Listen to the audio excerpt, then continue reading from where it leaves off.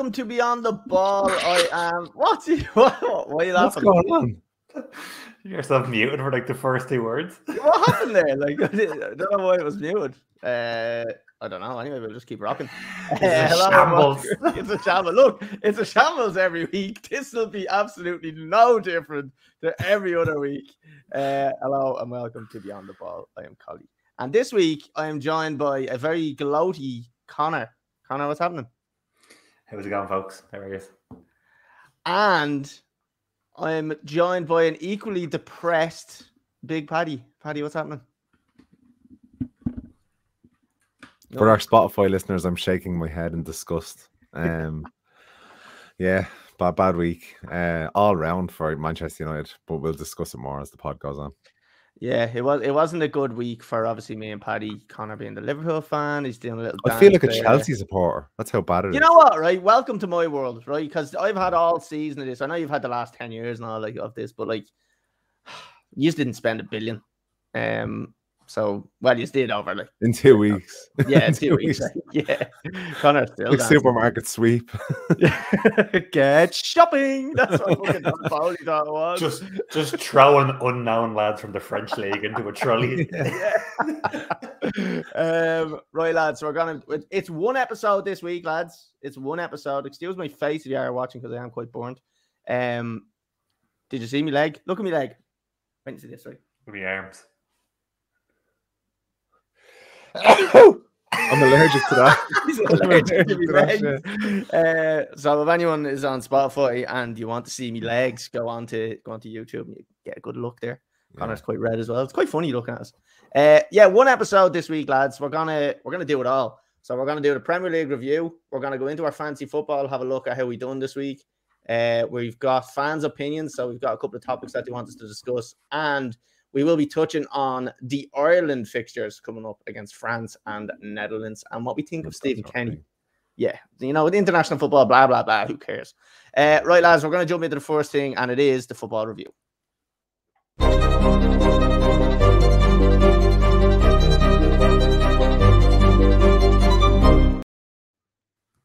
That graphic is so bad. Fuck you, all right? I worked very hard on that graphic. All right? That took me a lot of time to do that. No, 2 seconds. Lads, do you know what I done right on TikTok? And I'm probably gonna do them every week. I done a 60-second Premier League review, right? And I watched it. I actually watched it. And did you know wank, but I got through it. Did you know what's the first thing I done? No. I'm gonna review Game Week 3. I got the Game Week wrong. It's Game Week 4. First comment that came in was it's actually Game Week 4. I was like, oh, do you know what? Fuck it, it's done now. So that's what you get over here. Lads, the first game that we have a look at is Luton and West Ham. Not really surprised in my opinion because Luton are going to be rock bottom. We can't see them picking up many points this season. Paddy, any shock for you on this result? No, just West Ham again. Sold well, bought well, good management, doing well. Yeah, motherfuckers. Okay. Good summary there. Conor, what did you think? Did you think it was a fair result? Fair result. Game was dog shit though. I watched like 30 minutes of it and then I'm putting Rovers and Bows on. That's kind of the level I got to. West Ham deserved to win. But again, yeah, they didn't come up against much really, let's be honest. Right, lads, we'll move off that one. Not much to cover on that. Looks standard enough. Luton are shy. Lads, speaking of other teams that are shy, Everton and Sheffield United. Lads, I think Everton are really going to struggle to stay up this season. Like, it used to be maybe 3 or 4 years ago, you'd probably say, oh yeah, Everton will beat them and they'll just nick it. But they're not even nicking games anymore. Like, they're really struggling to pick up points. And this is one that they kind of... I watched some of this game, and to be honest with you, they actually didn't play too bad, but they just seemed like they were flat at times. There was like no hunger or desire from the players. Conor, what was your thoughts on this one? I think Sheffield United suited them because they're another kind of big physical running into the ground team, so they kind of came up against each other. So probably suited Everton to play against them. Yeah. New fella for Everton looks decent. Beto played up front, scored in the cup, got an assist the weekend. Looks handy. But other than that, I can't really see where their goals are coming from, apart from balls bouncing around the box or on goals, whatever it might be. Overall, draw probably a fair result, I would say. Obviously, Sheffield United could have nicked it in the end, but I think they deserve to be ahead anyway. But yeah, it was a good game. It was tasty, like. Yeah. Paddy, any thoughts on this? Everton's first point of the season. What do you think overall of Everton? Do you think that they're really going to struggle now, or do you think they can find some form? I think they might go down, which is unfortunate because I like Sean Dyche. I've heard him on the Peter Crouch podcast a few times, and he's a funny bloke. He's funny, yeah. But Pickford's face annoys me, so for that reason, I want it to go down. You know, that's a fucking great reason, and I'm on board with that reason. All right, I'm here for that reason. Paddy, your opinions are usually fucking bullshit on this. Yeah, but I'll get behind that. I think we can all get behind that. Yeah, best opinion I've ever heard from. That's going to be my opinion about everything today. So Pickford's face is annoying. Well, you're going to have a perfect opinion for the next one because it was fucking Chelsea and Forest. Chelsea lose 1-0 against Nottingham Forest at home. The last video I put out on TikTok was saying that Chelsea are not going to lose a single game at Stamford Bridge. The very next fucking game, it happens. And this happened when I said last year, I was like, Chelsea are going to be that club that don't really sack their managers anymore with new managers. It didn't even make it to the next game, and fucking Todd Bowley or Tuchel got sacked. So, lads, I am well and truly a fucking jinx. Paddy, what did you think of this result? Was it embarrassing? I'd actually like to hear your opinion first, as the resident Chelsea supporter, and what's the odds on Pochettino being the first manager to be sacked? Now behave yourself, right? I'm cutting the fucking shit right now. Right? Paddy, what I'm going to say is we were playing golf when this game was on, and he spent about 2 hours slating Pochettino. His selection, his formation, the style of football they were playing. He hammered him. I will back. Said on the golf course, stays on the golf course. I will back everything I said on that golf course. I said it from day one, right? It is now. I'm going to get into this. I'm not Poch out, so I want to make that very fucking clear to anybody that's going to fucking. Can someone clip the bit where he says Poch out? Yeah, yeah. Lads, I said it after the first game. Poch played a 3-4-3 formation. It does not suit our type of players and the group that we have. The short we need no. We need like we didn't even play 3-4-3 in preseason. We were playing 4-3-3. So I don't know why he's changed that. So 4-3-3 is what we need to play. We have our centre half. So obviously, I'll touch on something now in a minute that Thiago Silva had to fucking do, which was just embarrassing online. But anyway, Thiago Silva and say probably Colwell or whoever it might be, Badiashile when he comes back, would like to see the two centre halves, and then Chilwell and then fucking Gusto. It's going to be South Park. The fractured butthole is behind you. What? Okay, I better just get rid of that. Anyway, that's me. Yeah, South Park pornos I watch. So lads, 4-3-3, right? This is what has to happen. Most of the big teams play the 4-3-3 and they play a consistent midfield, which is fine. I think we can do that with the likes of Enzo Concedo, and then when Lavia comes in, I'd say him. But for now, Conor Gallagher. And why do we not just play our number 9, which is Jackson, play him every game, and let our fucking creative wingers battle over a position every time? Like, that's what it should be. It should be just them getting rotated. That's what Man City do. That's what United play a slightly different formation. They probably play 4-2-3-1 at times, but it's still them rotating players out on the wing that do it. The likes of Liverpool probably a bit more kind of, they can change that central position as well. So there is a lot of rotation between the creative players. Chelsea don't do that. They seem to just stick with the same players who don't have an end product. Let's just start getting the players in that are in form on the wings, and then leave Jackson up front because he needs that support. You can see he was feeding off scraps, and then when he got his 2 chances, 2 absolute sitters, he fucking misses them because he's snatching at his chances because he's not fucking sharp on finishing. So I don't agree with the formation Poch is playing. And Conor, I did say this. I don't agree with the formation he's playing. Not much else. I love him as a manager. I think he's brilliant. I think he'll figure it out. I don't think it's an issue. We are a young team. We are a brand new team, brand new owner, brand new manager. I think the future is bright for Chelsea. But in this very moment in time, I do not like the tactics that we're playing. And that's all I can say. And I hope I see a change after the international break. Other than that, how do you feel about Pochettino in his pre-match interview when reporters are saying to him, talk to him about signings, and he's like, I don't know who they're signing. As in, like, he doesn't have a clue what's going on. Yeah, that's so bad.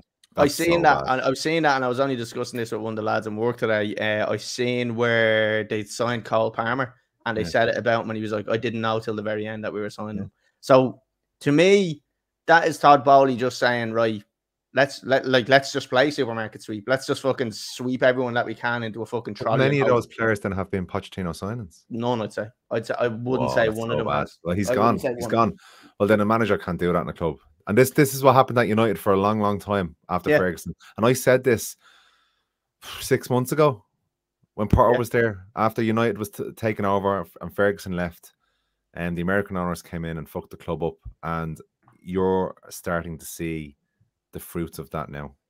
And we did say I think one of the things that I used to always highlight on the podcast was about Chris Potter was that he was just a yes man. So Tuchel put up a fight against Bowley because Bowley came out and said, I want to sign Ronaldo. Tuchel said, absolutely fucking not. I don't want them near this team. So he goes, right, let's just sack him. We don't see him part of the future because he doesn't want to do what we want to do. Chris Potter is the fucking guy that comes in and he's a yes man. He's going to do what we fucking tell him. We're going to sign whoever we want. He's going to have to make it work. And that's what happened. So they just signed whoever they want under Potter. He didn't say a word because he knew he was fucking blessed to be in that position. And now we have Poch coming in, who Poch is being a bit more vocal than I would like to see. Not in terms of I don't want him coming out and saying that, but to me, it's worrying that the manager's coming out already and has made so many comments about the owner. I don't like that. So that's a massive thing. And now look, I'll get behind Poch 100%. I'd fuck Todd Bowley. He can throw as much money as he wants at, but if he's not doing what the manager wants, then of course you would. He's a great manager, but. Do you not think already you get a little sense that he's a little bit just fed up? Like he's saying now, I don't really have the control here, so I'm just going to come in, do my job as a coach, and then go home. Take the I think Poch is a very good manager. He's a good professional as well. So I think he will see this as a challenge. And I know like he's going to have other challenges where he's got fucking the owner dipping their nose in every time. But I'm sure he won't want that. But all he can do is just do what he can and set his team up in a formation and pick the players. He picks the 11, not Todd Bowley. Let's not forget that. He can buy as many players as he wants, but it comes down to Poch's tactics, Poch's team. So I'm happy that Poch is dressing room though. If you've got too many players that are being signed by him, you're like, it's very hard to manage that. And we've seen that at United for years now. Dressing rooms that you talk about groups that are unhappy because they're not being picked week on week, and they become like a cancer. Yeah, I think the only thing that goes in our favor there is that we have a lot of young players. So I think it might be a little bit easier to sway a young player to say, look, you will get your opportunity. But that'll only last so long. If young players aren't playing and getting minutes, they're gonna want to either leave the club or they're gonna want to go out on loan. Which, to be honest with you, I think we've actually signed too many good players, as in too many good young players, and that it's now become an issue that we can't play them all. Physically can't play them all. So you have the likes of fucking Chukwuemeka there, who's grand. He's after coming into the team and done well. But you're gonna have a couple of the other players. I see the likes of Lewis Hall and stuff like that. He's gone now. So he was one that I would have kept out of all of them. But yeah, like it is massive issues. There's too much involvement, in my opinion, from the owner. But I'm not gonna start going, oh, Bowley out. No. He's invested the money in the club. We appreciate that as fans. He's done what he wants to do, but it's his fucking club. He can do what he wants. It's up to managers to do what he wants then as well. But he's investing money in the club, and he is planning on investing money in building up the stadium as well, which I do like. So I'm not going to say fucking Poch out or Bowley out, and I'm not going to say Poch out either. So I'm willing to give Poch time on this one. Yeah, you have to. I think everything needs time on this one, a year, and then we'll see what happens. Poch has been a serial puppet, though. He was a puppet at Spurs. He was a puppet at PSG. He's a puppet at Chelsea. He's a head coach. He's not a manager. He should be used to it. He should be used to it. But he's not. I presume that's why they brought him in as a head coach, because he's not going to have control over transfers or wages or contract renewals or anything. I'd imagine he knew that. I'd imagine he'd have to have known that. He works in the White Lions, and that's pretty much it. Yeah, I would imagine he known that, and then that's why I was touching on there, that like he knew it was going to be a challenge. Maybe he is getting a bit more too much involvement from the owner, which is fair enough. But at the end of the day, like I said, it's his tactics, it's his players. He picks them. The last 2 clubs he was at, he was fucked out for going against the owners. Against them. Yeah, but so what's going to happen here? You know, but it didn't go right. I think what he wanted on the Spurs occasion was to sign players that they weren't really doing it. Look, as well, this is not just this is because of the clubs he was at. Because if you look at some of the most successful clubs, Liverpool under Klopp had amazing sporting director behind them that was signing really good players. Like he made some good signings, I have to say. No, he's been gone for 2 years. You look at Bourne, yeah, and he's haven't been great for 2 years. These were shit last season. That's the fruits of him going. This is true.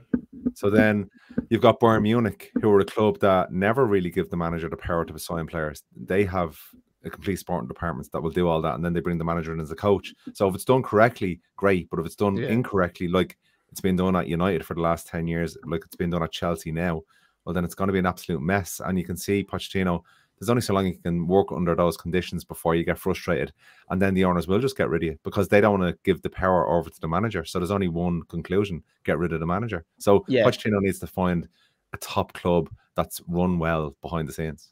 The fear is just that he pisses off the owners too much by just making all these comments, because it's not the first time he's made a comment about a signing. So that's the fear. As Chelsea fans, I think we all love the fact that Poch is there and he's a quality manager. He seems like a top bloke as well. So all the Chelsea fans are happy he's there. I don't think you'll find too many Chelsea fans slating Bowley just yet. We'll see what happens and what plays out in the next couple of months. Give it till Christmas, see what happens, where we're at, and then see what we're doing. But other than that, I think a lot of them are fairly all right. Lads, we'll move on. I know it's great grilling me and all, but we will move on just because we're 17 minutes in. We're just talking about Chelsea. Thoughts on the matches, Conor? What did you think? I saw the goal as a highlight. Not gonna lie, we were out playing golf when it was going on, so I was just happy to see full time at 1-0. I see though. Thoughts on him? I'm not. There's no point saying that he's been the worst player in the Chelsea jersey in the 2.5 games he's played. But we know the quality he has. It's going to take a time to adapt into it. I wouldn't look too much into it. Yeah. But he doesn't look like a 150 quid player at the moment. Never mind 115 million or whatever. So the only thing I'd say is it was what? It was like a 30 to 40 days before he'd played competitive match as well. So they're saying maybe a little bit of lack of match fitness. I think you're going to say there's a 30-day cooling off period, so you can send it back to Brighton and get your money back. yeah. We have the receipt. Can we get a refund? This isn't that as we bought this to perform, and it's just really not. So it's just like leave it on the doorstep. Right, so like I said, we were out golfing for the second bit of this. I was getting abused while it was happening because the phone was hopping while I was playing golf. The phone went onto silent and people were saying, you can't keep fucking hiding every time you lose. I didn't do it on purpose. I was genuinely out golfing. So yeah. Paddy, did you give me your thoughts on the actual match itself? No, but United struggled against Forest. So, look, that's not saying much either, really, because they're shit as well. But losing at home like that to a team like Notts Forest, if you want to get Champions League football, it just can't really be happening. But the last word on Bowley, it seems like he's going through YouTube looking at highlight reels of players, like we all do when we sign a new player at a club, and it's 30 seconds to a minute of amazing skills and tricks, and he's going, 100 million, buy him. And it's just not working. It's like Monopoly. It's basically Football Manager. And land on a square. Football Manager. Yeah, Football Manager is what it is. Right, lads, we'll move off that. By the way, I will be inserting the embarrassing TikTok clip that I fucking put up Instagram thing that I said there the other day. You'll see it now. Yeah, just to remind yourself, was it? It's just to remind everybody. Yeah, just to remind everybody that I said. Right, lads, we'll move on to the next one, which is Manchester City 5 and Fulham 1. Paddy, I believe that you said a Haaland hat-trick here, if I'm not mistaken. I did. And you were spot on. So fair play. That was a good show. But hold on. That's nearly like saying there's going to be a Tuesday next week. You know what I mean? So, Paddy, what did you think of this performance and the result overall? Not surprised whatsoever. They're just, it seems like everybody that's dropped points so far are just gone. There's a couple of teams there still only 2 points behind them. So you'd like to think, oh, they have a chance, but I just don't see City dropping more points than anybody else in the league. You know, they might drop a couple of points, but they won't drop more than anybody else. They're just going to win the league for the fourth. And you see, this is their next. No one's ever won the league 4 times in a row, the Premier League. Yeah. So and it's the next thing, isn't it? On fucking, it's the next. And the next season is the unbeatables, the invincibles. Yeah. Fucking. Fucked. Yeah, it's hard. I don't know. Like the only way I think we get out is if fucking Pep dies in a car crash or something like that, or something or just leaves, maybe just leaves. I don't know. Right, Connor, what do you think? They started so slowly that I was like, maybe Fulham might grind something out here, but it's just like they just turn and look at each other and go, come on, we'll just take this out for 5 minutes, and then 5 minutes later, there's 3 goals in the net. Like what is going on? So it's just like they could just switch it on when they want. If they start that slowly against teams like that, they might get slowed down more than Fulham slowed them down. But knowing that they can just switch it on pretty much whenever they want is disgusting. So the only hope is that trying to win everything again will slow them down in the league. That's the only thing. When we get deep into the Champions League, they get deep into the Carabao Cup, they get deep into the FA Cup. So deep. Will it slow them down somewhere to drop points? But yeah, as Paddy said, like who's going to people? I think top teams will draw against them. I don't see who's going to beat them. No, I can't see anybody beating them, to be honest with you. I just don't see it. I just see them being unbeaten like the whole season. No, I think they could. I don't see anyone beating them. I just see them being unbeaten. Michael Owen moment there. Michael Owen podcast. No, I do think they could. Look, they're going to lose a couple of games. I do think so. But will the next best team lose less games? No. Can we bear in mind that they're doing this with no Kevin De Bruyne, and Jack Grealish wasn't even in the squad on the weekend. Kyle Walker's after signing a new contract with them as well, so that's him signed up till 2028 or something. They did also drop another $250,000 in the summer. That one, like Guardiola, $250,000. Kovacic, Matthias Nunes came in. Like, they're strengthening in the right areas. They're not doing it wildly. Like they're doing. That's what I'm saying. The fact that Jack Grealish gets left out isn't a big surprise, and they're still like bringing in all this quality. Like footballers. No, he wasn't left out. Apparently, he was injured. Now, Fancy Football did not fucking warn us about this, and I brought him into my fucking Fancy Football team, and he's not even on the fucking bench, so they can go fuck themselves. Sorry, trigger warning there. Right, lads, we'll move off that one then and on to the next one. Brighton and Newcastle, lads. I'm just gonna go out and say it, right? So I think we'll see later on in the fans' opinions that people were kind of shocked by this result. I am going out on the line here, and I'm going to say Newcastle are going to be the frauds. You're going out on a limb, you mean? What did I say? I don't want to correct them on a Paddy, but I'm going out on the line. Well, I was referring to the internship where you put something on the line. Ever see that? Yeah, hold on. Wait, I'm on the line, lads. No, I'm going out on the limb. On a limb? Just on a limb. Not on the limb. What's the fucking saying? I'm going out on a limb. I'm going out on a limb, and I'm going to say, you know what, lads? There's no meaning there. It's going to sound perfect. Newcastle are going to be the frauds of the season, and I think they're going to struggle to get top 6, never mind top 4. I don't know. Connor, what did you think of this result? Obviously, we had a hat-trick from Super Evan Ferguson. Thoughts on the game? I don't know how they gave him the last goal, but like we'll take it, like whatever, it's fine. Newcastle are rattled after throwing it away against Liverpool last week. Rattled. They came out, they sat back, they didn't press like they were when they were at home last week. They didn't put Brighton under pressure. They look shook. And maybe away from home, obviously it's a big trip down. I think they were saying it's obviously they flew down, but it's like an 8-hour each way trip from Newcastle to Brighton.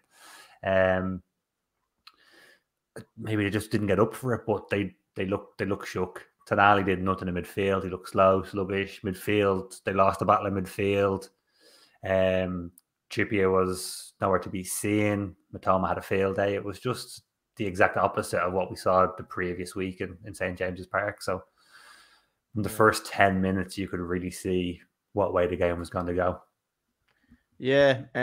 Paddy, what's your thoughts on this one? Did you think you would get this result?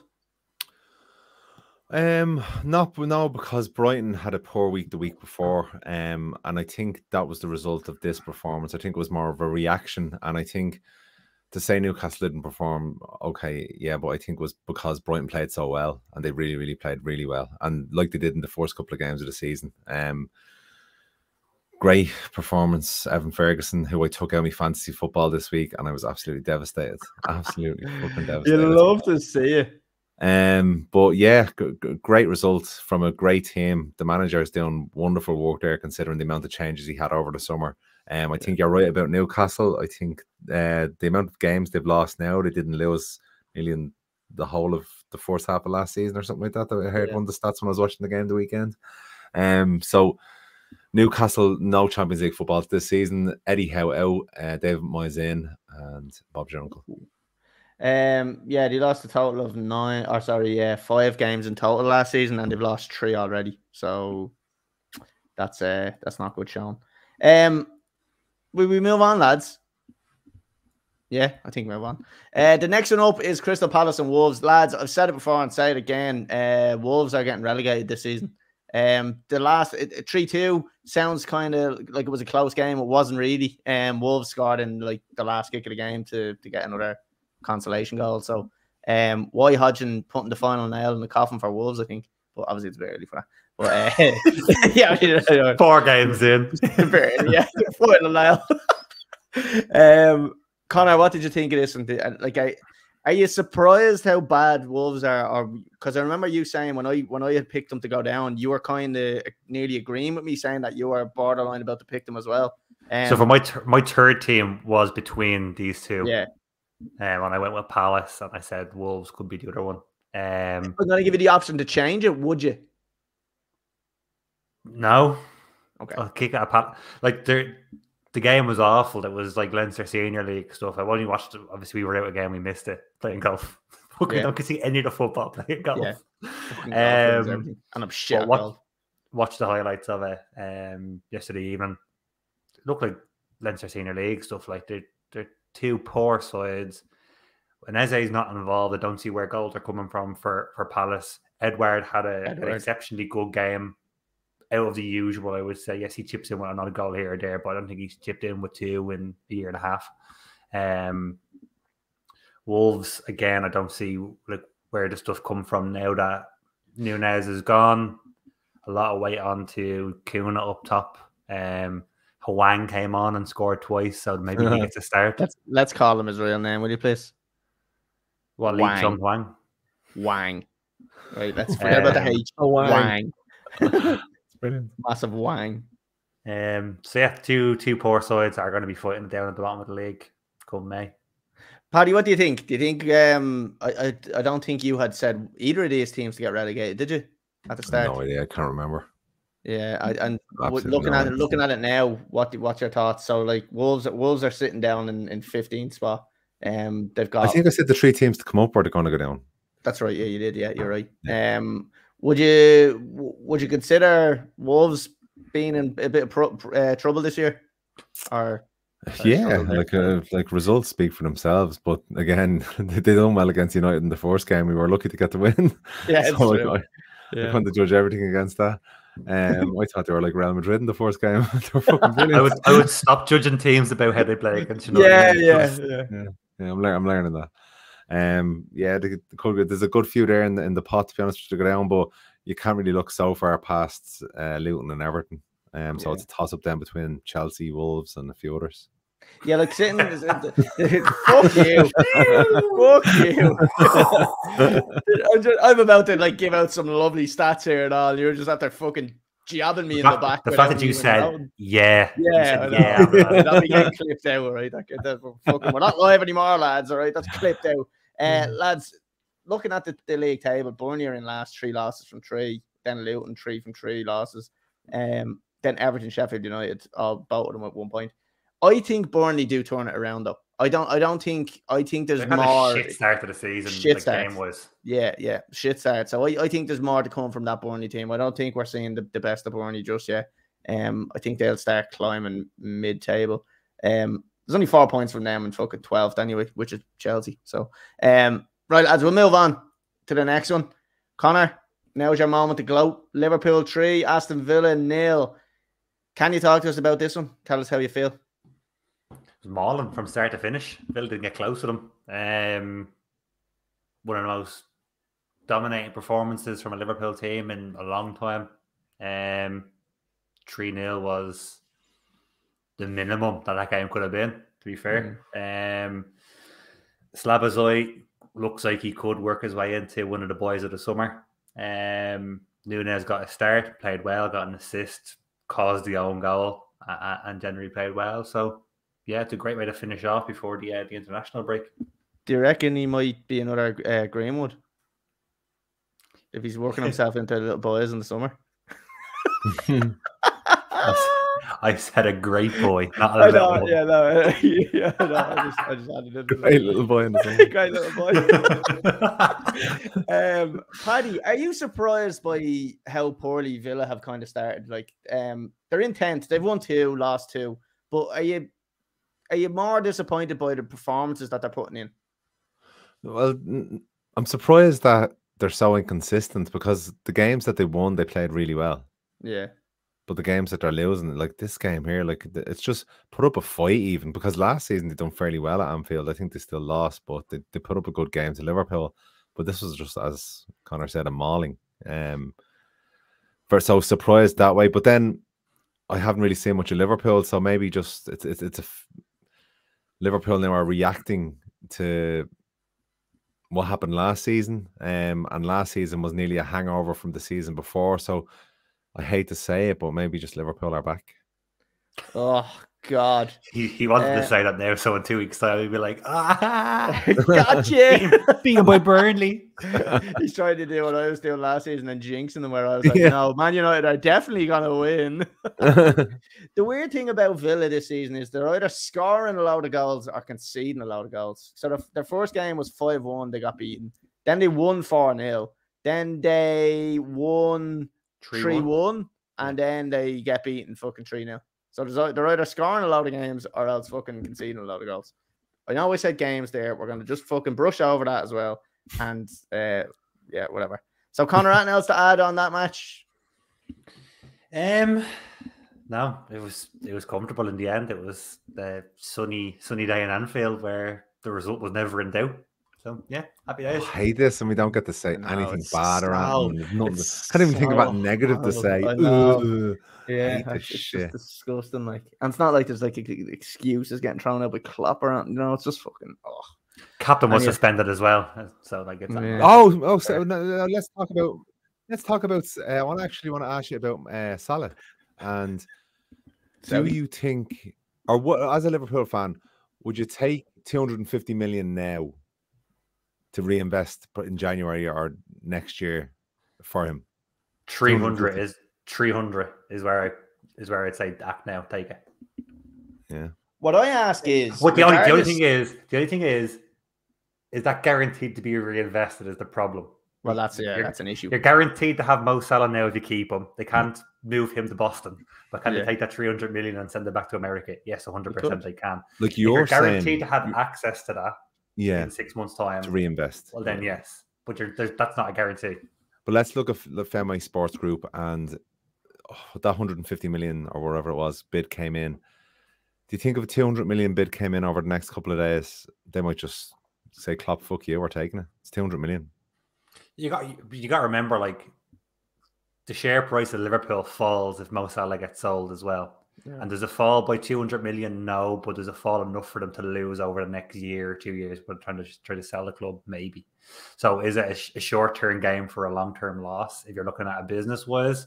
And then the last thing they need right now is to alienate the fans again. They've kind of gotten away with it a little bit over the summer because of the spending that's been going on. They don't need another anarchy back on them with a big break to... I don't think they have enough cover up front, though. Like, you're really strong up front. I was going to say, my fear would actually be that they would sell him and just just stick with what you've got there. You've got Gakpo, you've got Diaz, Reinvest you've in the got defense. Nunes. Yeah, I think you'd Paddy, probably is it going to somewhere get else. reinvested or is it going to get shipped to somewhere else? If you can guarantee me 250 million goes back into transfer funds, all 250 million of it in January. Oh well, no, right, okay. Let's That's not the way it realistically. works. Let's say 2/3 of it goes back into transfer funds, and you get two solid defenders in. So give me 300 million, and I'll take 200 million to buy players in January. What you need to assess as well is like who is actually available that's going to be of the standard of Salah, because there's not many around that are doing it. You're going to have to take a chance on someone that's coming from a foreign league, which you don't know is going to settle in. You don't know if he's going to get the goals, so you have to take a chance there. But maybe they don't need to buy a forward to replace him. As I said, they've a lot of options up front, an awful lot of options. So they could strengthen the back where they haven't got money for. It's true. He's still the best wide player in the league at the moment, though. So why are you selling him? You know, he chips in with goals every game. He chips in with assists every game.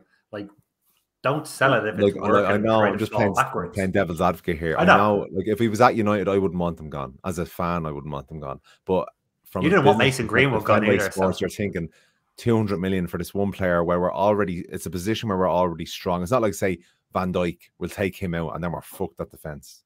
You take out Salah, you will miss his input, but will it be missed that much considering the players you have to cover that area? Yes. Okay. Right, we'll move off that one, lads, because there's one of the graphics I didn't have in, so I was just after putting it in. Yeah, I was going to say we missed Spurs, did we? Oh shit, we did miss Spurs as well. For fuck's sake! Spurs Burnley. Like, I just thought about it when you said Burnley. Spurs Burnley. Right, lads, the next game is Burnley versus Spurs. Conor, just talk about it for a minute. Another hat-trick in this game from Sonny Boy. Another good result from Big Ange. Comfortable the whole way through. Son got his hat-trick. Looked comfortable playing in more of a central role. There was no real input from Burnley. It was a bit disappointing for them at home. You would have thought they would have put them to the sword a little bit. Yeah. Collie, what do you think? 3 hat-tricks this week we got, lads. We got one from Son, we got one from Ferguson, we got one from Haaland. Unbelievable. I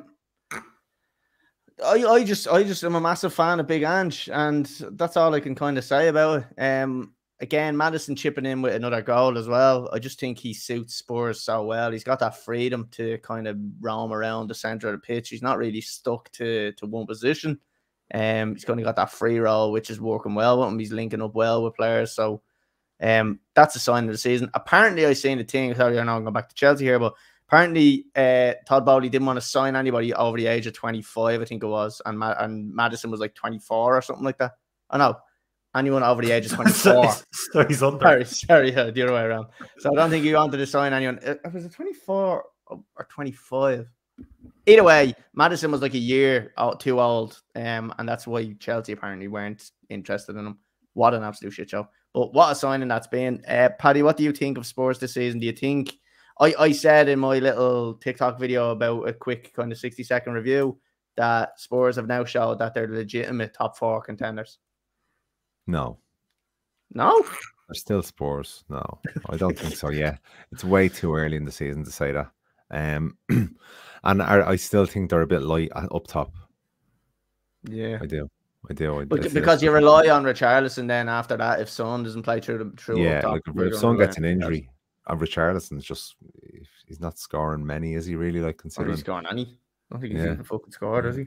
But I was just waiting for Son to kick on and start scoring a few goals because he's a fucking super player. Yeah, he's brilliant. Player I would have loved it. You know, it's strange no one has come in for him like a fucking Real Madrid or someone decent, and no one has come in with a big massive bid for him. Like it's I find that bizarre. Like, lads. Yeah, well, look, that's probably already happened. Lads, we'll move on because we're fucking eating up time here. Paddy. Arsenal 3, Manchester United 1. Can you tell me your full assessment of the game? You said earlier on before the pod that you had a lot to say about this match. You're on the clock. Off you go. Obviously, the score is not a true reflection of how the game went. 2-1 fine, but 3-1 is just silly scores.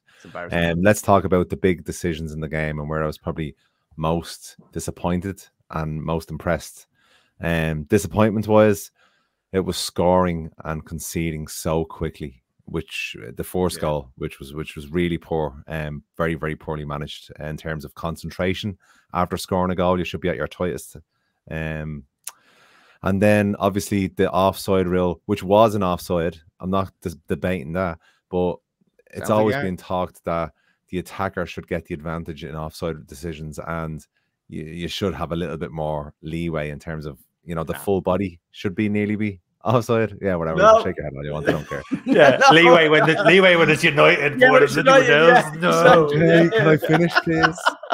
Go on. Great goal. The penalty situations I'm not really going to discuss because they could have had a penalty. It was soft, but then United talked about United could have had a penalty as well, where Highland was brought down, and then you've got the 2 late goals. Look, people talking about a foul, Johnny Evans, but it could have went either way. All in all, an absolutely heartbreaking day because, look, scoring that late, I was literally jumping around like a maniac in my sitting room celebrating. I was like, oh, it was the best, from the making it the best day all year to the worst day all year. Like from a football perspective, it was just absolutely hideous. But yeah, I haven't got much more to say about the match, but we will talk about the Jadon Sancho thing in a little while. Paddy, the goal, the deflection of Johnny Evans, does David De Gea save that? No, I don't think so. Oh, but after the first goal, when Onana was like, calm down, and then 30 seconds later he concedes a goal, I was like, oh, come on, stop. See, and he does it all the time, calm down. But I have to say, in the first half, he was probably our best player. Like pinging it around at the back, it was so impressive in terms of controlling the game against a team like Arsenal. It was all possession in our own half. But look, you're playing away to one of the top clubs in the league. If you can keep the possession, it stops them being dangerous. But then at the end, when we had to go with Harry Maguire and fucking Johnny Evans at the back, like it's laughable. Like it's been so unlucky with injuries. It's a combined pace of 60 on FIFA between the two of them. I'm only messing, I just made that up, but it should be. Conor, to ask Paddy on this one? No, I just think if you're looking for your goalkeeper to pass the ball around but not save anything, just put Paul Scholes in goal. You know, if that's the case, you might as well just play an actual footballer in there. That's all he does. I think, Evans and Maguire got tied up for the second goal. Goalkeeper should do better. The deflection obviously comes in, but it slows the ball down so much, and it still manages to go under his body. It's 2 mistakes in 2 games now from him, and probably if you include the Wolves one, they should have been given, but obviously wasn't at the start of the season. He's not covered himself in glory so far from a goalkeeper point of view. Rashford's goal is sublime. The fucking great finish. It shows why he should play on the left, I think, because he can go outside like he did last week and cross the ball in, or he can come inside and do what he did against Arsenal. And Gabriel Jesus showing why he's back fit, and Eddie Nketiah has to step out of the team.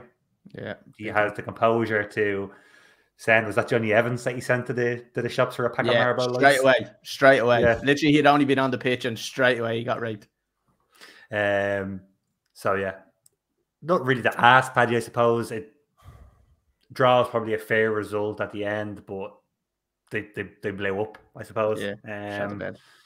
And yeah, you said that you don't see Spurs as a top 4 contender. That game yesterday, you struggled to see Arsenal or United in that if they were to go off that performance alone.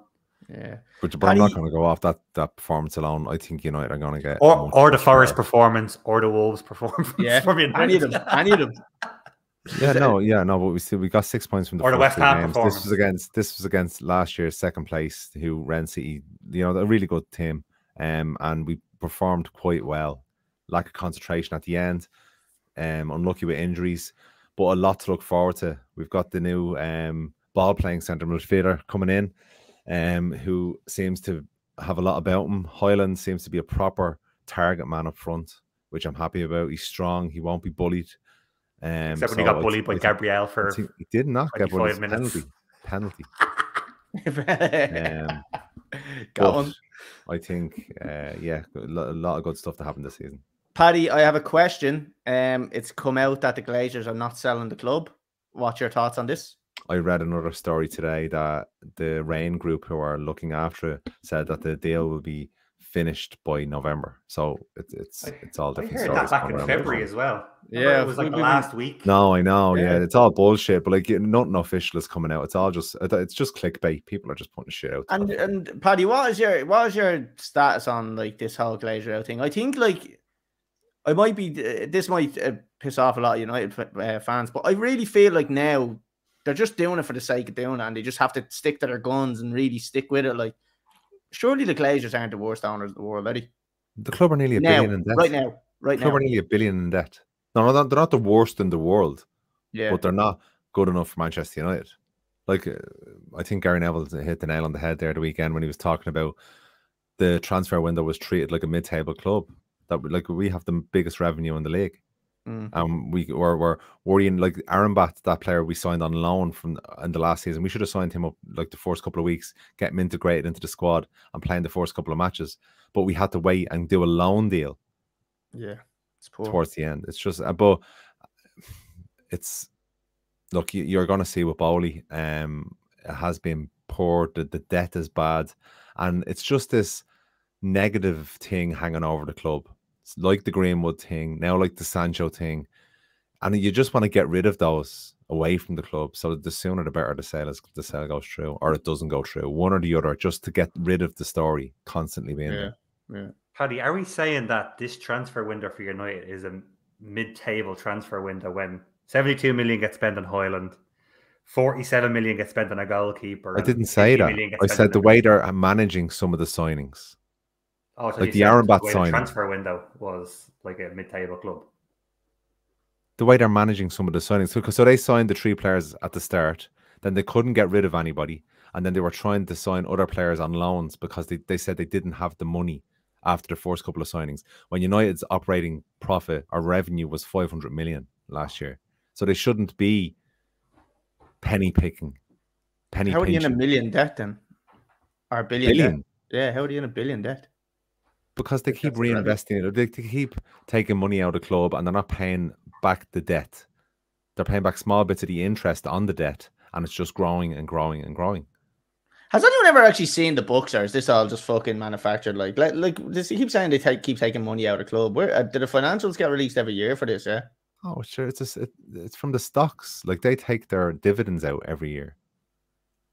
Right. Whereas a lot of stock held companies, the owners wouldn't, especially if you owe that much money. If you're not in debt, fine, fair enough. But if you're in debt, you put the money you make back in to cover the debt. But whatever about like the club being in debt, you're still operating perfectly fine as a club in terms of signing players and investing in players. I know you aren't investing in like rebuilding the stadium, which needs to be done badly. But yeah, but that doesn't affect the team or the performances that much, to be quite honest with you. So I'm not going to go down that road. It does need to be done. But that's why I'm like, why are they so gung ho on going for 200 million in and only 30 million Holly, it's not like I'm going to give you another few years of Bowley, and I love it. Poor football mismanagement. Like, because at the start when Ferguson was there with the Glazers, we were like, oh, right, yeah, it's not too bad. And then Ferguson left and they invested really heavily. But it was like a scattergun approach. So we'll buy this player, we'll buy that player, we'll buy this player, without really the manager's input. And they thought they knew better. Or Ed Woodward, who was there at the time, who was not a football person, was making all these signings. And you see a similar trend with Chelsea at the moment. So the only difference I see between Bowley and Glazer is Glazers seem to always go for that Pogba. They went for that big name signing, like they got Ronaldo back in. They do all this kind of stuff. Chelsea seem to be just going for the youngsters and just hoping. What my fear is of Chelsea doing that, like 8 and 10 year contracts. Do you realize if we can spend so much? Do you realize if 20% of those players become unhappy at the club and they won't leave unless they're being paid out? It's going to be a mess. It's going to be a mess. Like Harry Maguire and Scott McTominay. 3 or 4 years. But you know what? It's not an 8 year contract, is it? But we can not leave it though. It's not an 8-year contract. We found it's a long loophole time there to keep players out of the club. We found a loophole there because if you're not involved in a European competition, you can hand out contracts longer than 5 years, and that's how we're getting away. Everyone keeps going, "How are Chelsea able to spend so much money?" That's how we're doing it. We're able to give out longer term contracts if you're not part of the European competition. Chelsea News 885 said it on TikTok doesn't mean that's right. True. It's fucking right. Listen, we've put out bolder statements than that, all right, and I'm believing it. Lads, we do need to move on because we will be coming back to talk about United now in a few minutes anyway. We're going to move on to the fans' opinions. Fans' opinions. It's me every time. Lads, first one up is from Aaron Singleton. He wants to talk about VAR. So I did put out a thing saying, what was your performance of the week? What was your... what did I say? Fucking, I don't know. Oh, what did you want us to talk about? And then fucking something else. I don't know. Aaron Singleton has said he wants to discuss VAR. He wants to discuss VAR. Paddy, I'm going to jump to you because Aaron is a Manchester United fan, and I can assume he's eating lemon because he's just a little bit bitter about this one. VAR, right? We know that decision is the decision. VAR has come in and said it's offside. The angles don't look great in terms of when I looked at it and the lines came up, I still thought the lines weren't right, and I thought maybe it was. I said it in an Instagram story I put up. I said I still didn't think it was offside. What's your thoughts on VAR? Look, can you argue with it? No. Like if VAR hadn't been there, Arsenal would have had a penalty. Yeah. And an Arsenal fan actually today done the offside at an angle that Ten Hag would have preferred it to be done at, and it was still offside. So VAR was right. So what's your thoughts on Ten Hag coming out and saying VAR is bullshit? It's deflection. Every manager does it. He wants to take away from the performance and anything prepares. So it's creating this siege mentality. You know, it's them against us. They're out to get us. Yeah. You know, it's just a psychological ploy. It's a psychological ploy. Every manager does it. Yeah. Klopp does it all the time. You know, like if things aren't going well, you make up something to put the story anywhere other than the players. So the players aren't being criticised now. They're talking about Ten Hag and what Ten Hag said. Yeah. Throws Jadon Sancho under the bus. yeah, you fucking slaying Sancho. He didn't. We'll talk about that. That's coming up. That's coming up. Conor, what do you think of VAR? Do you think VAR is good? Like we had this last season, right? It's VAR is only technology. It's the people who are using it who are bullshit, you know? Yeah. So the offside is offside. They're lines that are done automatically. There's not a fella drawing it with a Sharpie like in the fucking VAR office. They're automatic lines based off of 3-4 camera angles. So the offside is offside. Penalties are where it gets a little bit dubious because we have too much differentiation between, say, the one for United yesterday compared to the Rashford one last week, compared to the Havertz one, compared to, like, there's no consistency in it. So that's up to the lads who are using it, who are dog shit at using the system, you know. But the offside is offside. I don't think we can really argue. What about the Paddy? What did you think of the actual wording that was coming in from the commentators about the VAR decision, where they had, the penalty decision, where the VAR room had actually asked him to review it, but they didn't. Apparently they didn't suggest overturning it. They had just said totally the referee's decision. Yeah, it was put back onto the referee, which I think is right, to be honest with you. I love that. Is that something you're a fan of? Like, let the referee absolutely, because it's nearly like, you know, they didn't want to sway his decision. Now, by getting them to check it in the first place, they're nearly saying you got it wrong, or you may have got it wrong. But to then not be in his ear saying this is why we think you got it wrong. Yeah, they just let him go, look at it, and then make his own choice. Suggest a review, and that was pretty much it then. Yeah. No, I like that. I think that was good. Right, lads, we'll move on because we are quite deep into because the decision went our way. If it didn't go our way, I'd be like, no. Yeah, exactly. Yeah. The green and yellow scarves would be out. Glazers out. Shopper the secret. What's happening in Chelsea? Look, if you're listening up to this point now, you've heard me say everything that's gone wrong with them. They're shy. No, they're not. They're just they just need time. He said Poch a couple of times, actually, didn't he? Yeah. No, I don't think so. Frank Lampard's down the Dole office. I'll have a job again soon. I'll have a job again soon. Yeah. Next one up, lads. Niall Black, 1980. Evan Ferguson had the performance of the week. Okay, I can get on board with that one. My thoughts on game week 4 is United are fucking shite and crying over an offside that was offside. Also, why are you reading it like that? You can't read it like because you don't know if he's saying it like that. No, I do. I know. My thoughts on game week 4 is United are fucking shit and crying off an offside. No, fucking to kill you. I know that's the way he's wrote it because he's a Liverpool fan, so I know that. So an offside that was offside, fair enough. We just touched on that one. And then also, why do fans leave early at 1-1? I couldn't believe when I saw all the Arsenal fans out on the road celebrating. Yeah.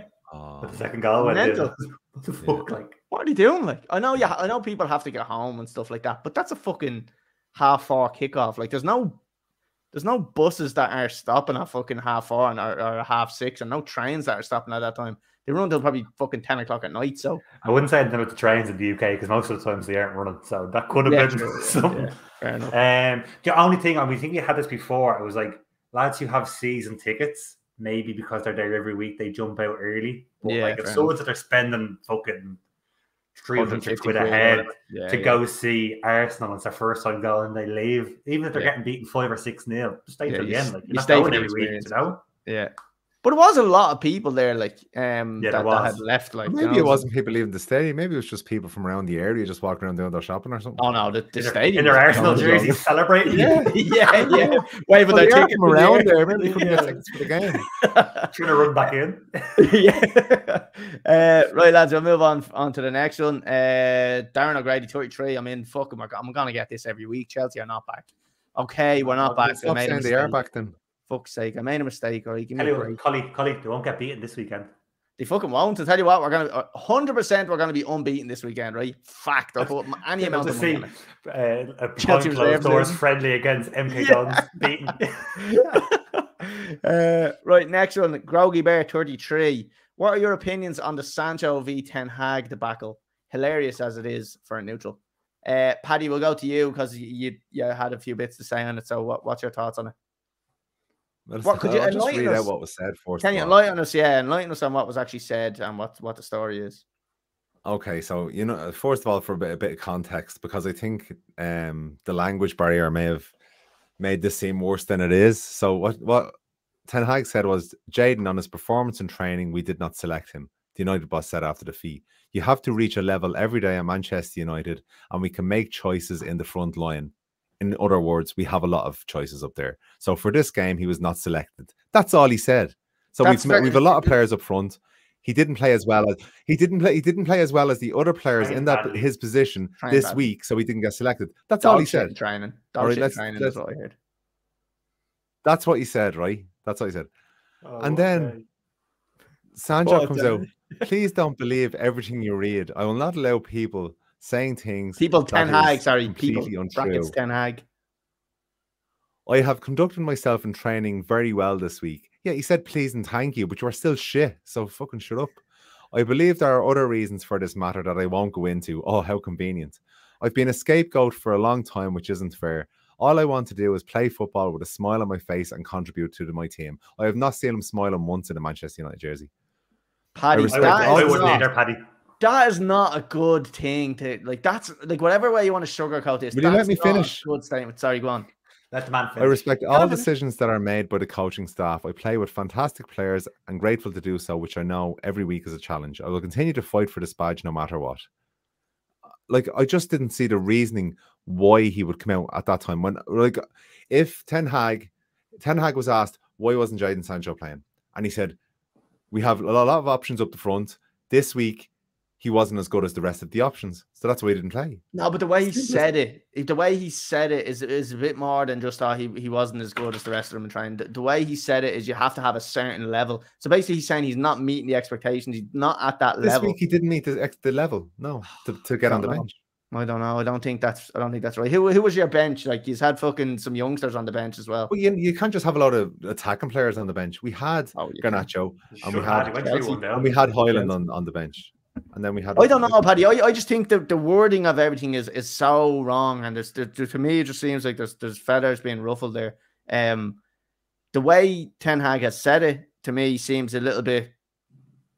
It is kind of not scapegoat as such, but like it's very hip. It's very critical. I think. Oh, maybe over. Is he trying to get a reaction out of him? Maybe.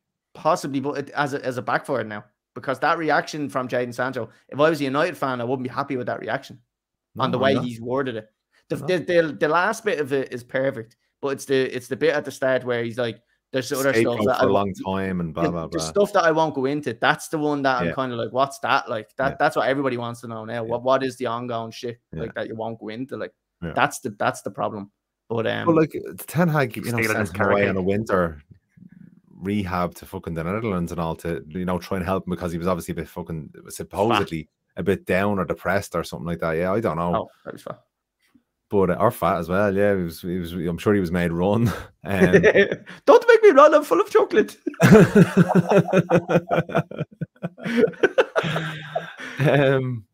Yeah. So I just thought it was a poor way to handle the situation. Yeah, Ten Hag calling a player out like that, but he was asked about the player, why wasn't he there, and he just said, like, I actually don't see what Ten Hag done much wrong there. I really don't. Yeah, so you don't mind it. You're Ten Hag side. You're happy that he's calling out the players for underperforming. But he only called him. He didn't call him out of nowhere. He was asked about Jadon Sancho. Yeah, and he answered the question. Yeah, fair enough. That's it. Yeah, okay. Conor, did you want to say something? Look like you were going to jump in there.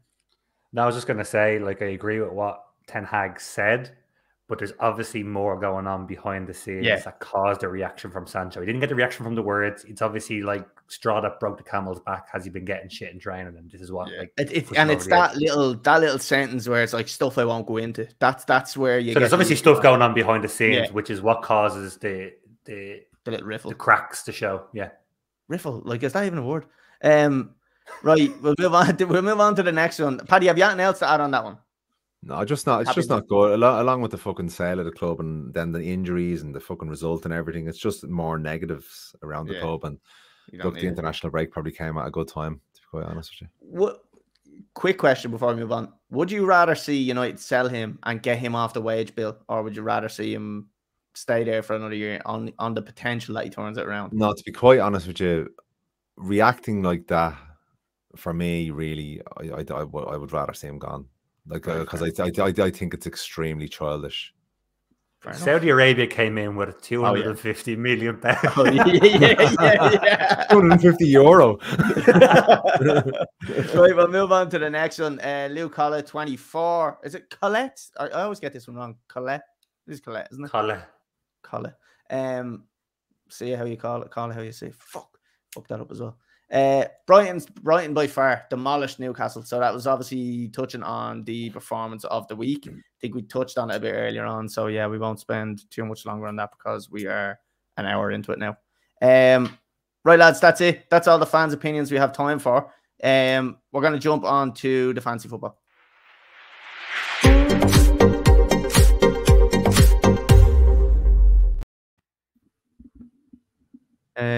Lads, I'm going to share my screen real quick. Real quick.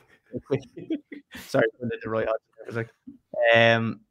Lads, I had a great week. I'm just actually, do you know what? I really didn't, because the average was 72 at 76. Everybody had a great week. So 76 points, so 4 points above the average. 148 was the highest of the week. Leno in goal, who got nothing because he conceded 5 goals. Gusto in right back, 2 points. Chilwell, 1 point. Estupiñán, 2. Akanji, who I didn't even think was going to play, got 2 points. Mitoma got me 5 points. And Bueno got me 8 points. Kinder Bueno. Rashford got me 7. Salah got me 8. Jackson's still yet to fucking start getting me points. 1 point. I know he scored last week, but I was expecting far more than that. And then Haaland is captain, 40 points. I think most people had him. Archer on the bench, lads, with 12 points. It's heartbreaking stuff, but I wasn't expecting him to score and play, to be honest with you. So look, it is what it is. On to the next team, lads, and it is who is. So by the way, I am. Fuck. Where do I go back? I am top of our little trio league. Just for anybody that's wondering. You could have seen it when you click into the league. I know, but Pete, for our Spotify listeners, you know. Eric can't hag. Sorry, I should have fucking butchered that one. Paddy, talk us through your team. See, I think it's just Haaland got me points and then a few more between the rest of them. That's it. Thanks. Next. Come on, go through. The lads want to know. Pope 2 points. Saiba 2 points. White 2 points. Gusto 2 points. I only brought Gusto in last week because he had a great game. And then he didn't have a good game. Mudryk, on your recommendation at the start of the season, I brought him in, and I've been waiting and waiting. Stick with him. Stick with him. He's back from injury now. He's back from injury now, and there's a formation change coming up. And I guarantee you right now, he starts the next game. Guarantee you. So that means he's absolutely not going to start. No, he's going to. I promise you, he's going to start the next game. If he starts and loses, that means nothing. Well, look, if he starts and doesn't do it, then fair enough, take him out. Who have he got next game? We have, is it Bournemouth? I believe it's Bournemouth. We have Brighton. Fuck. I believe it's Bournemouth. So go ahead. Okay, so Rashford 7, Saka 4, Diaz 3, Highland 1, Wizza 2, and Haaland 40. He's a machine. It's outrageous. What about Matoma on the bench? Matoma on the bench, yeah. I thought Newcastle would do Highland in instead of Matoma. Yeah, you're playing with your heart there rather than your head, Paddy. Yeah. I respect the shit out of it, in fairness. Connor, onto your team. So you had 72 points. Still bottom of the league. Bang on average. Go for it. Emi Martinez got me 1 in goal. Estupiñán got me 2. Wan-Bissaka got me 1. Saliba 2. Diassi 2. Saka with 4. Salah with 8. And Bueno with 8. Diaby with 2. Isaac with 2. And then Haaland with 40. And I left 8 on the bench in Eze. That's a lot of Baldock, that is. Oh, deadly. Very good. Right, lads, we'll have a quick look at the top of the leaderboard, see who's there. Francis Bellardi is up to number 1. Mr. Bellardi, 280 points, 1 point ahead of Chris Scully. In Gangsters Allardyce. Then we have Quaylen McPolan, who got 103 points this week. He's up to 3rd, so that's a good one. Oisin Kane dropping down to 4th place with 276. Ross Cuddy, no, he couldn't, with 276. Derek Fallon in 6th with 274. Andrew Larkin in 7th with 273. Dean Riley in 8th, joined 7th with 273 as well. Sean Dempsey in 9th with 269. Oh, yeah.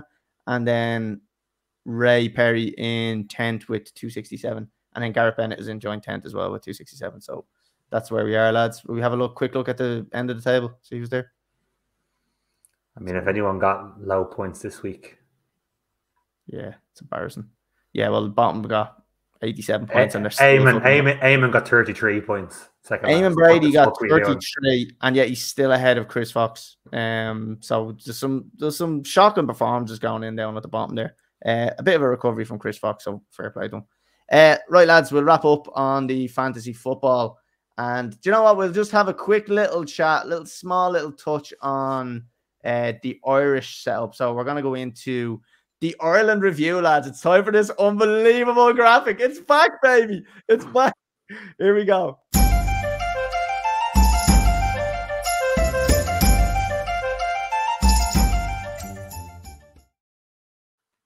Amazing. That is we wouldn't be doing this if you didn't have a graphic, and I know you would have just finished it. You wouldn't have done it, but the fact you had a graphic is the reason we're talking about it. Unbelievable. Lads, Ireland are playing France and they're playing Holland in the next 2 games on Thursday and then on Sunday. I won't name names. I've been talking to somebody who knows people within the FAI, and apparently the decision has already been made that Kenny will be getting sacked and it's imminent. The Greece game apparently was the final straw, but they canned it because the Women's World Cup. Classic. But the Women's World Cup was the reason that it wasn't done, because they didn't want to distract any of the women from fucking whatever. I don't know what that would have done. Their own fucking shite going on. Yeah, exactly. So that was the reason apparently they done it. I think it might be a little bit harsh to sack him after a defeat against France and Holland, which is inevitable. But I think we should, to be honest with you, I just think we do need to sack him and just get the next manager in. People will say there's plenty, or there's no options, but there's plenty out there that we could possibly get in. The other thing I heard as well is that we're looking for a sponsor to kind of fund, or like investment to fund like we had before. That's what we're looking for, apparently, which would fund a decent manager. So yeah, Big Sam, Chris Hughton, Roy Keane, fuck it, why not? Chris Hughton has a job. I know, but like, let's give him the Ireland job. Let's get him. He's happy in Ghana. So there's a few there. Mancini has also left Italy. Maybe he's available. He took over Qatar. Did he? Yeah. Wanker. But anyway, there is probably a few other options. I haven't really looked into them, but yeah. Conor, what's your thoughts on Ireland going into this? Are you optimistic at all, or? Squad is good. I'm a fan of the squad. Would like to see him go 3 or 4-3-3, to be fair, and actually play a little bit more defensive than playing the 3/5. Yeah, it's probably the best squad we've put together in a while with players that are on form in it. Matt Doherty back playing football, which is good to see. Nathan Collins playing regular football. Amabad Adeli after getting a move to the Premiership. It's looking bright. Josh Cullen back in the Premiership then as well, and kind of being the only player really in that Burnley midfield who was actually doing anything. Yeah. So yeah, obviously they're against two top teams. France away is the fucking uphill battle. Just make ourselves difficult to beat is kind of all I'd be looking for there. And I can see them nicking a draw against the Dutch. It's one of those games again where Ireland pulls something out with a last minute equaliser. Almost like we did to the French at home when Magnan pulled that fucking worldie off the corner, you know. Yeah. So I can see them nicking something at home on Sunday. And yeah, probably be enough to. I don't know. Obviously, your inside source. I don't know who this is or anything. I won't mention names. I can't see it being sacked mid-campaign anyway. Apparently, these two results, they're expecting just the inevitable to happen, where we get beat, we get pretty much trashed, and apparently it's going to happen after that. I don't know how reliable it is, to be honest with you, but it is supposed to be legit. So, I don't know. But apparently, we'll see how legit your source is. Yeah, exactly. Well, apparently the final straw was the Greece game. Paddy, what do you think of Kenny? Do you think he should be sacked, or do you think still give him a bit of time? Yeah, absolutely. Sack him. Anybody in any other walk of life that performed that poorly in their job to be sacked. Yeah, anybody. And the thing is, Collie still has his job. Well, look, that's neither here nor there. For now, I do. But people coming out saying, "Oh, we don't have the players now. We don't have the players." Like let's stop that. We have win the World Cup. We have decent players there now. Like we did, like Evan Ferguson, like potentially be a world class striker. We have a really world class striker there. Yeah, but Northern Ireland had George Best. They still didn't make it to a World Cup. Do you know? Yeah, look, he was fucking on the beard. He was international breaks. He was off his tits. Maybe that's what Evan needs is a few gargles. Yeah, come on, Evan, just have a sip with your friend. So, lads, are we optimistic at all for Ireland on this one? Any sign result? You're saying a draw against Holland, the Dutch, yeah. Paddy? No, I don't see it myself.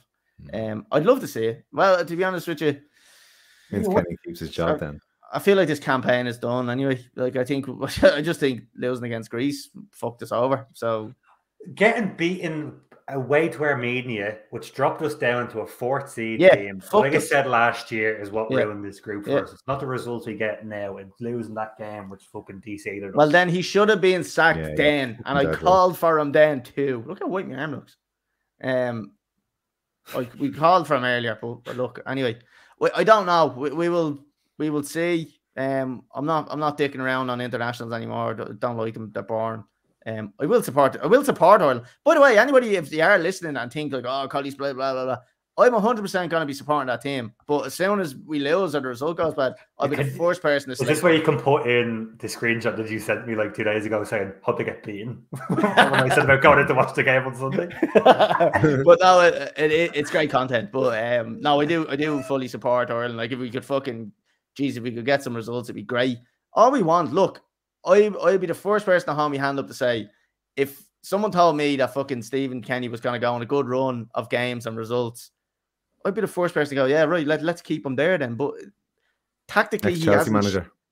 Yeah, okay. I got enough of that. Well, look, I'm only saying Kenny out based on results and nothing else other than the fact that the results haven't been good enough. I know people will keep saying, oh, but we haven't done this, we haven't done that.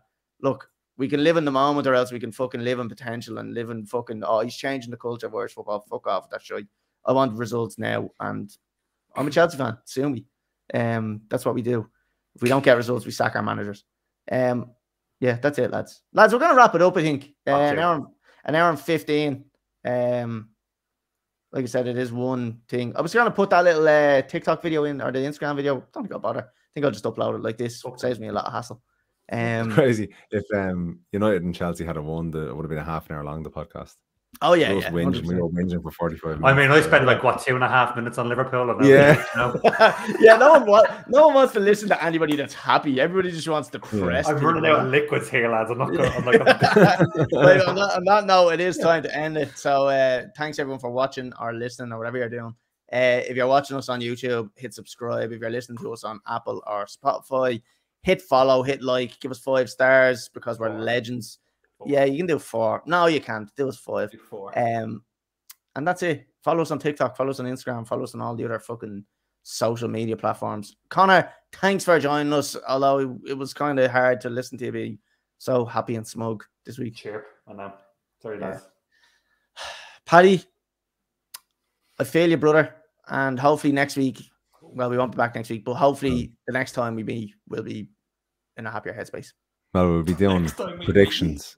But I'm gonna say here, United to go unbeaten for at least 5 games, winning games, 5 wins in a row. 5 wins. They've got Luton 4 times. yeah. Are you counting cup games? No, Accrington Stanley or something.